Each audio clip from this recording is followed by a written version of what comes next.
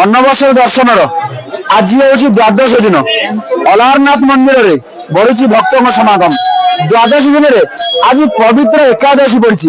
एकादशी तिथि अलारनाथ एक अपूर्व जहाँ दिन रही। प्रभु आज 2 क्विंटाल फल सुसज्जित होती। प्रभु कई जन भक्त आज 2 क्विंटाल फल समर्पित होती। प्रभु दिव्य रूप देखापी भोर भोर 4टारू द्वार खोल जाता प्रबल भिड़ लगी रही। मो सहित रही मंदिर सेवायत सहित अधिक आलोचना करदे जानवा चाहबू। आज हूँ पवित्र एकादशी। आज क्यों एकादशी रही प्रभुंर देश कौन रही आज नीतिकांति कौन थी। जय अलारनाथ। आज महाप्रभुंर आज देखो अणसर एकादशी आ वैष्णव एकादशी। कारण आज दिन में चैतन्य महाप्रभु जब आसते दर्शन जगन्नाथ दर्शन आसते चैतन्य महाप्रभु गाँव गाँव पर केते माने बुली बुली फल आनी संग्रह करी प्रभु से समय से श्रृंगार करुले। से परंपरा आज से अच्छी। महाप्रभु से भक्त हाथ में प्रभु निजे श्रृंगार कर। आज देखिए महण महण सुनारे जगन्नाथ आच्छित होती।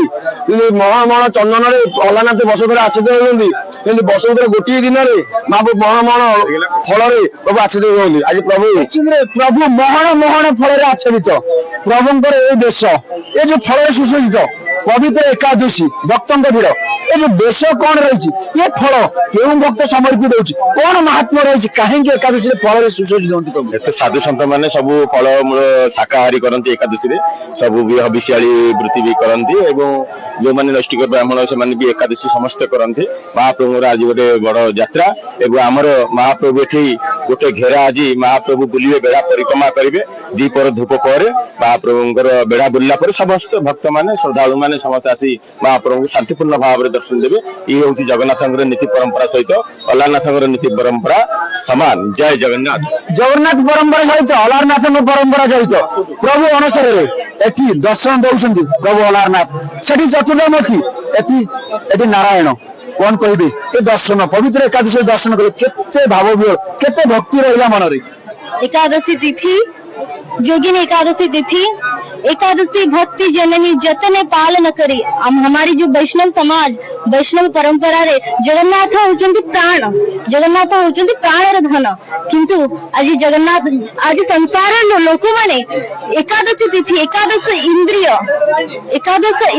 को आज संसार भोग से निवृत्त करिकी आज भगवान मन बुद्धि और निजर अहंकार अरे अहंकार करवा तो जगन्नाथ को अहंकार करवा अहंकार करवा तो गर्व करवा तो आम ओडिया आमर ओडिया मोड़ पर जगन्नाथ अलारनाथ महाप्रभु को गर्व करवा। तो एकादशी तिथि रे योगिनी एकादशी तिथि रे आज तन मन धन सब समर्पण करिकी अलारनाथ प्रभु जगन्नाथ महाप्रभु को ही जोग करवा। ये होछ हमारा शुद्ध भक्ति प्रेम भक्ति। हरे कृष्ण। आमे जब गर्व करवा प्रभु जगन्नाथ को करवा प्रभु अलारनाथ ये हूँ भक्तों भाव बोल। आज पवित्र एकादशी प्रशासन पक्ष समस्त प्रस्तुति चूड़ांत पर्यायर आ 2 दिन अपेक्षा सर अनबसर यात्रा।